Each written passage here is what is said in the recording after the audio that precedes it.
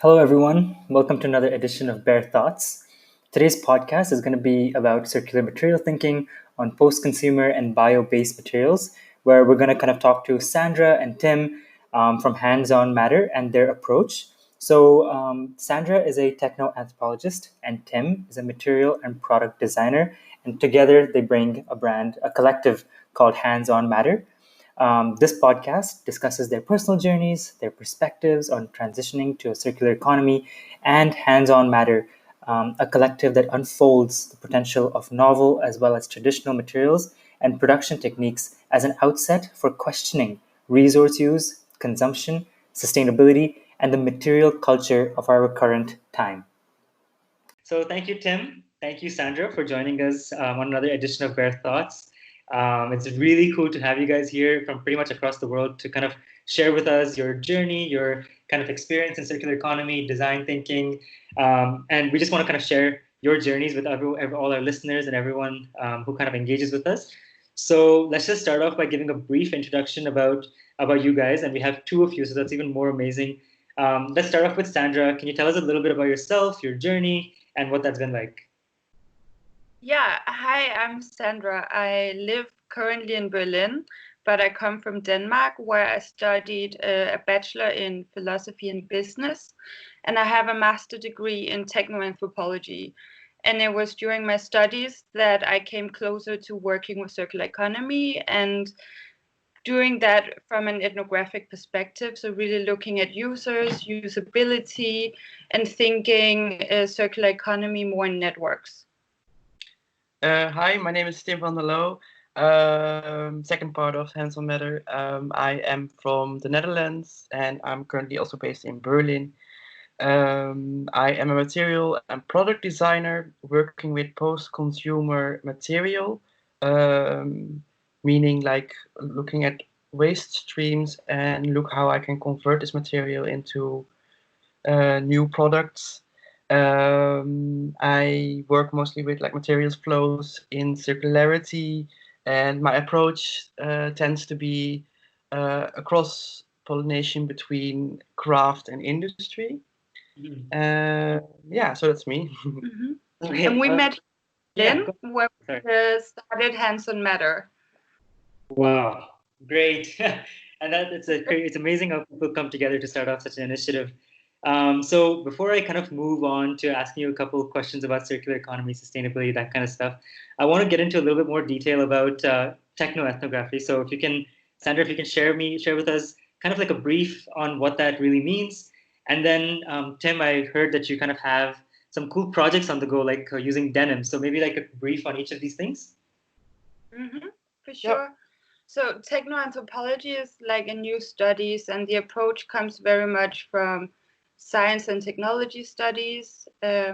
Also thinkers like Bruno Latour that thinks about the world is more horizontal. So things and human agents are like equal agents in a network. So I approach development and innovation as being users, people, and technologies and organizations that are codependent. So they are shaping each other's back and forward. So there might be developed a technology or a thing that I buy as a consumer, but I can also redesign this thing or use it in another way than the designer first thought of I would. So as a techno-anthropologist, you go in and look into this dynamic. And also, how do you think change in that?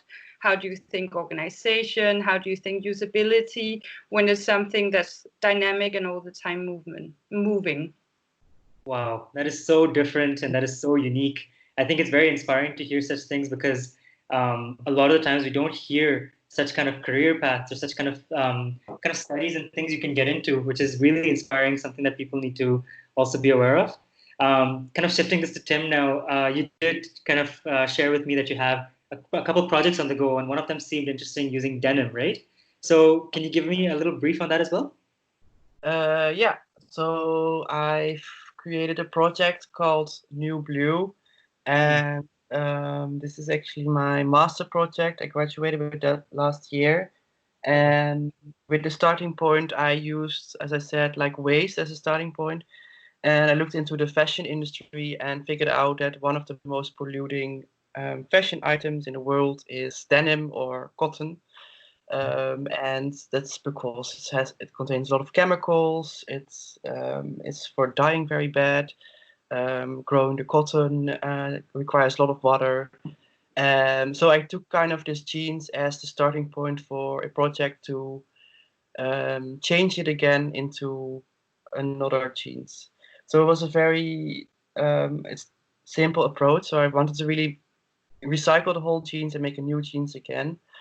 And I did this with it started really funny and very naive. I just cut it like leftover jeans in small pieces and started to sew them together, glue them together with natural binders, like mostly like things that you can recycle again.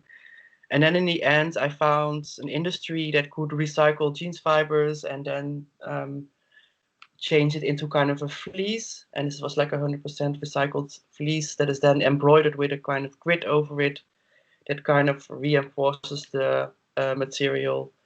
And with this project, I'm trying to find new ways in manufacturing jeans and not look at look mostly at like how to produce it in a way that you don't need chemicals or extra energy. Water is very important, and I'll kind of try to get that out. And then in the end, have a zero waste garment that could actually circulate again in fibers again. That's amazing as well. Like taking that whole design thinking approach to it. Very cool to hear what you're doing. I think people should check it out for sure. New Blue project.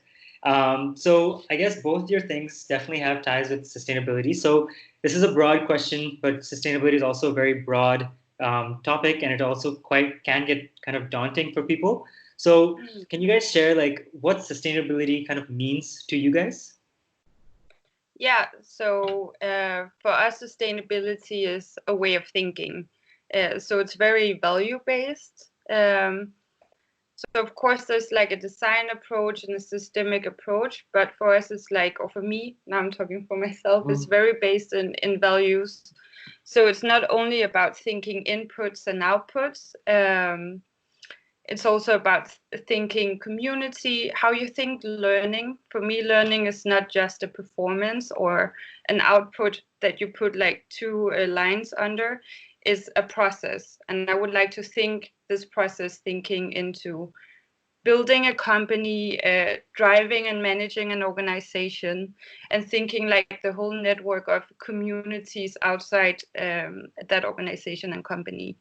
And of course, there's thinking resources like energy and water and so on, that we see ourselves in a larger system. Yeah, I think yeah. I think I can agree. But for me, personal sustainability, I find it a very big word. But I think in terms of design, sustainability could mean to regenerate materials. So actually what Sandra already said, like looking at the value of materials, that could be then after its lifetime, like used in the teams of cradle to cradle, or like in circularity, so circular economy, where the materials flow endlessly in the circle without losing the quality. And the circular economy is for me mostly sustainability in this, because it focuses on producing and consuming in a completely different way, thinking in the segments of this circular economy about emissions, chemicals, materials, labor, quality. It's just a complete new system to kind of use materials and how they flow, and that's I think very important in design. Yeah. And actually, to come back to what I said, I think sustainability is very much a way of living. So it's very holistic. It's not just a company form or a way of designing. It's like something that consumes everything. Definitely, yeah. I mean, I think sustainability, definitely agree with you guys. It's kind of the sense of like the triple bottom line. So it takes into consideration people, planet, profit, and kind of the incorporating that circular economy model is definitely something that's we're moving to. And that kind of leads me to my next question because hands-on matter seems really, really unique. So can you tell us a little bit more about what hands-on matter is? For sure. So Hands.On.Matter is a platform here in Berlin. It started out as a bi-monthly event series where we invited designers, artists, and people in the scene of innovation, working with circular economy and so on, to contribute to these events where we had talks and workshops. Okay. And Yeah. how do you go about kind of incorporating circularity in your enterprise when you do these kind of engagements? So our main focus was actually in this whole event series about circular material thinking. Yeah. And this was about focusing in each event on a certain topic, on a certain material. And we did it then bi-monthly and took then materials and put them into a different perspective. So we invited like artists and designers that work with a certain material but go a completely different direction to open up a discussion and to inspire people to explore more a certain material. And we did, for instance, in one event was about mycelium, fungi, and there we invited an artist that worked with mycelium to create paintings and paper as like a material. But you can at the same time grow your own mushrooms as well for eating. So it's like a material that is food. But it also can be a building block for architecture. If you think about mycelium cultures growing, you can create this kind of new things out of it. But we also focus on post-consumer materials. So in another event, we focused on textile waste, what is currently a really big problem, and looked into a more DIY perspective, into a more like low-tech perspective of how to um, find ideas and solutions to kind of upcycle this again, or like giving it a new value again.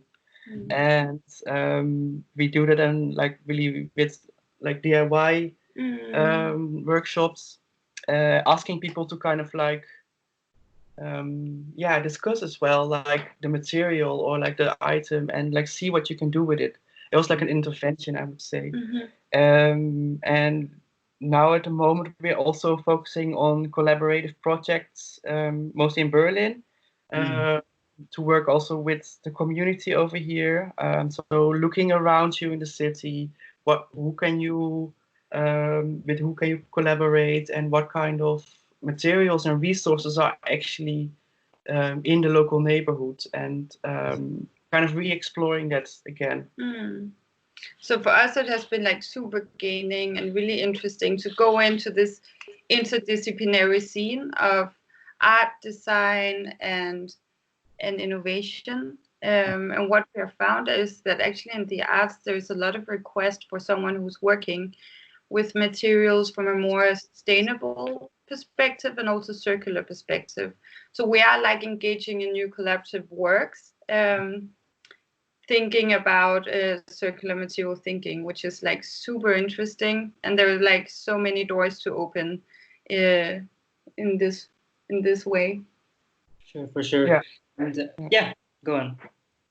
Yeah, and to like come back to your question about how we think circularity. So we do this in several ways. The main focus is first circular material thinking, where we work with some different core concepts, and we work with the main ideas of monomaterials. So having things that are from like denim is made of cotton, and like work with different things that are not mixed with plastics that make it like a composite material. Then we work with ideas like design for disassembly, that things can be taken apart and put again in a new way. or so you can like form things to the need or the use, and in that sense extend a life. Then we also work with the idea of quality and durability, that to extend a life and the use of a material, it needs to be of good quality. And we work a lot with the waste hierarchy, where in the top, the first step is to reduce, then reuse, then repair. And then you can start to think about recycle, when repairing and reusing is not an option anymore. And then in the end, you just dispose of material.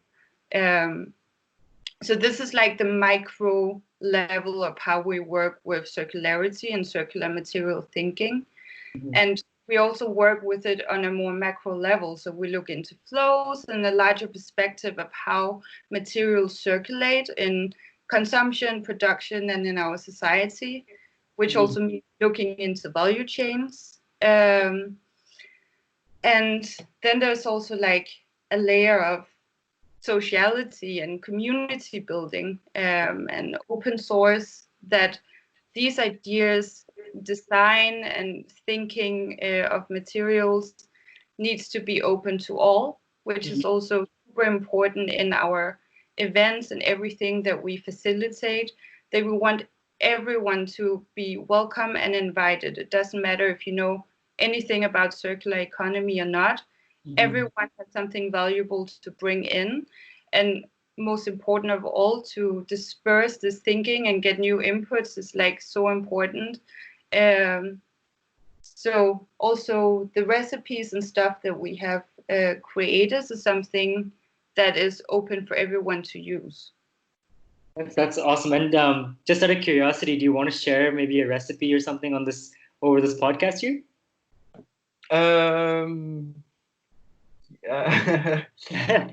Yeah, it's like, no, we have it actually on our website. Maybe it's better to check on the website. Absolutely. We have we also made a publication. It's also online, and you can check various topics out with different recipes. Like it's what we worked on is like paper clay. So like recycled paper turns it into a clay, and you can sculpt like furniture or art pieces with that.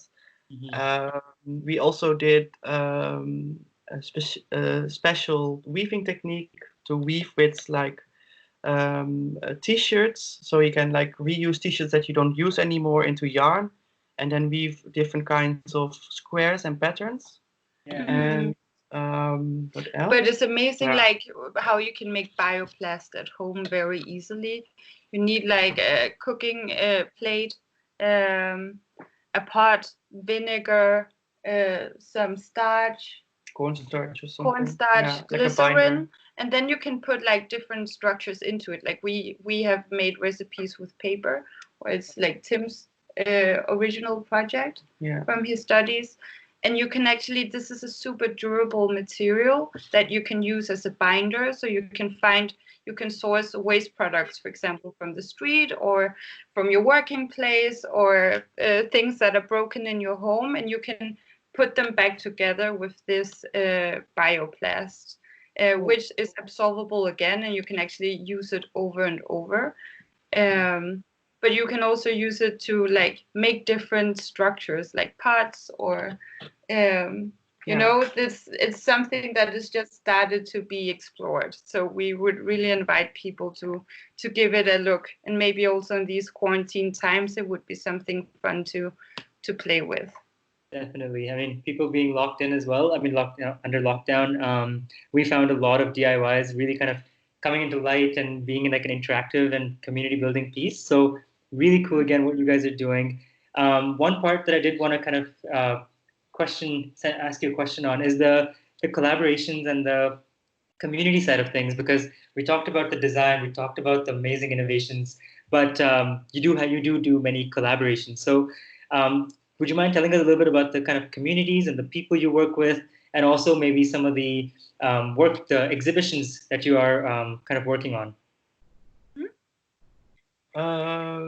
So it was really nice because we started the whole event series in Neukölln, and this is a very beautiful neighborhood with a lot of diversity and a lot of different backgrounds of people.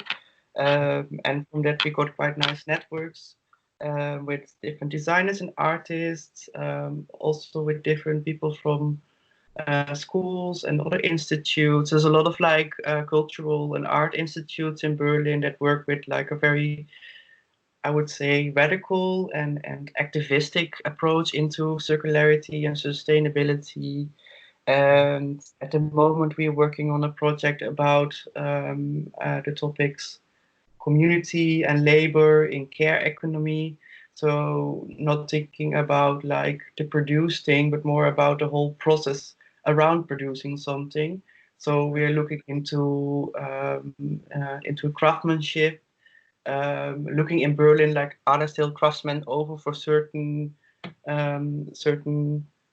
products, like for instance shirt making or like bag making. You know, like is there still like an industry happening here?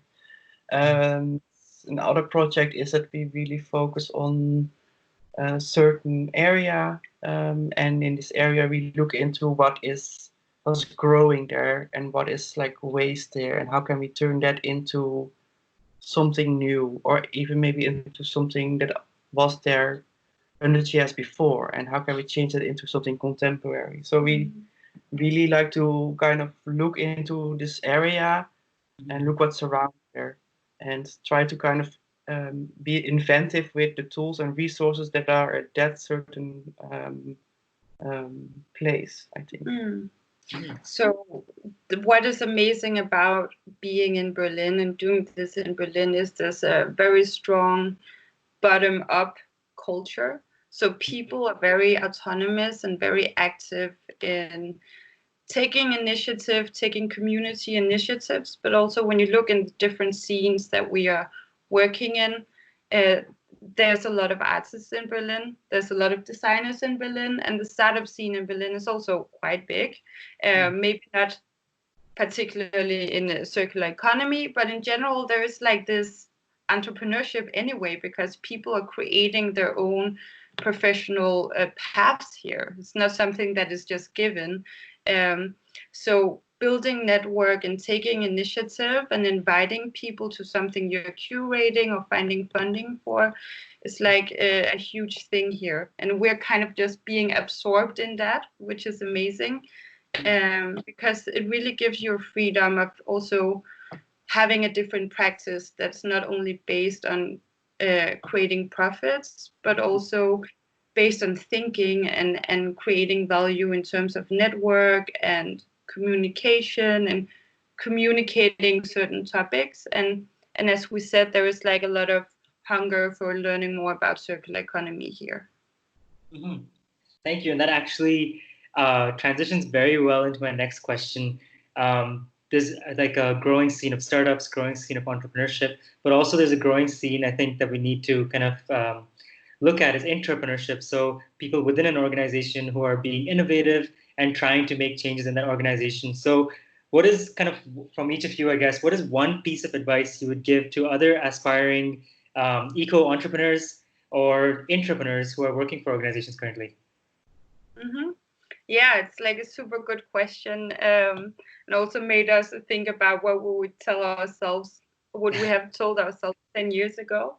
I think for me, it's like also when you look at my professional background and what I studied, interdisciplinarity is like the big answer for me. It's really important to find someone who has another background than yourself. With me and Tim, we come like from two different countries. We studied two different things. We think and do very differently, but we share the same goals. So in that sense, we can help each other be better and elevate. We can learn from each other, which is quite amazing. So that is like my advice for people out there, is to find someone that they work really well with and that brings something completely different to the table. And I think to find solutions for the future, we really need to look into interdisciplinarity, because it's so complex, and we have to like look at structures, systems, networks, and and at the different processes within those. And we just need to be different people thinking different ways to find solutions for that. Yeah, I totally agree with Sandra. But yeah, no, it's very perfectly formulated. I think also, like, from my perspective, what is a good tip is like go out into the world and, you know, talk with people.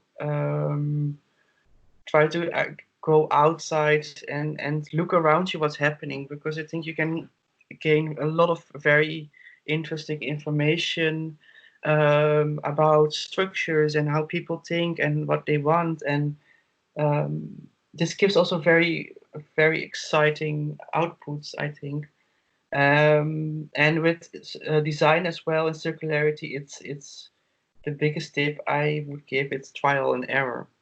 Not everything will work out, but if you work on it, it will work out. And this is exciting, you know. It's like trying it out, experimenting, and then do it again, and you'll, in the end, find a very interesting, inspiring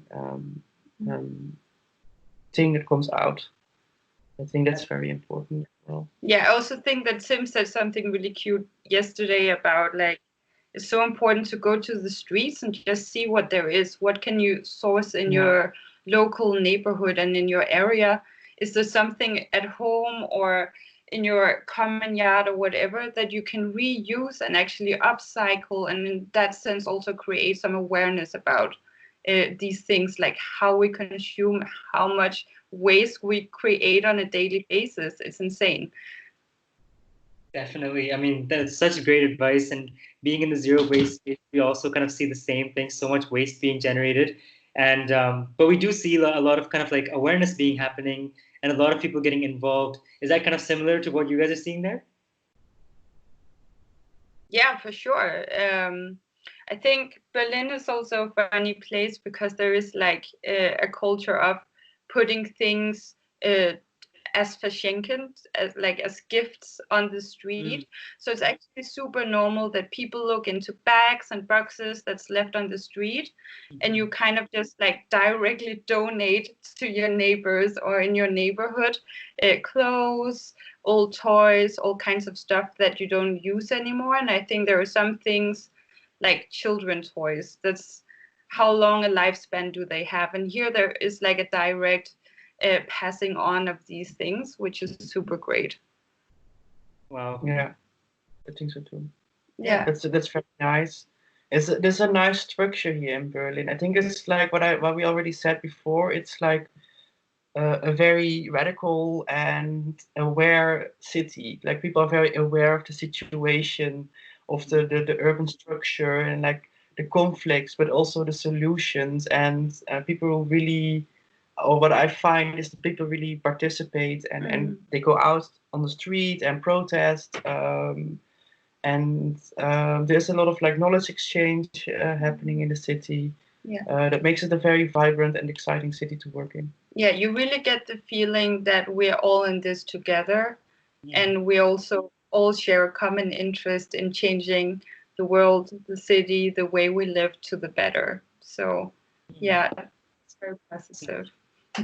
That's really great, and that kind of brings us to the end of this edition. It's been really insightful to speak with you guys. It's really inspiring, and for listeners who do listen in, this is a kind of a good opportunity to kind of take your advice, Tim, where you said look around yourself, and it's not necessarily look around, but just like listening to other kind of inspirations, other thoughts, other perspectives can really help us develop as people. So thank you so much for joining us, and yeah, thank you. I'm just truly grateful and inspired right now.